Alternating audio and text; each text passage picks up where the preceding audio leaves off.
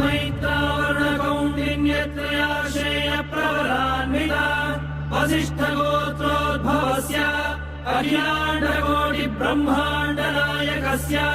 श्री सच्चिदानन्दस्वरूपस्य सूर्यवंशपावनस्य श्रीमदिक्ष्वाकुकुलवंशोद्भवस्य श्री रघुमहाराजवर्मणः प्रपौत्राय अजमहाराजवर्मणः पौत्राय दशरथमहाराजवर्मणः पुत्राय चक्रवर्ति सार्वभौमाय श्रीमहाविष्णु अवतारभूताय भरतखण्ड आत्मस्वरूपाय श्रीपट्टाभिरामचन्द्रस्वामिने श्रीरामचन्द्रं सीता लक्ष्मण भरत शत्रुघ्न सहित सदा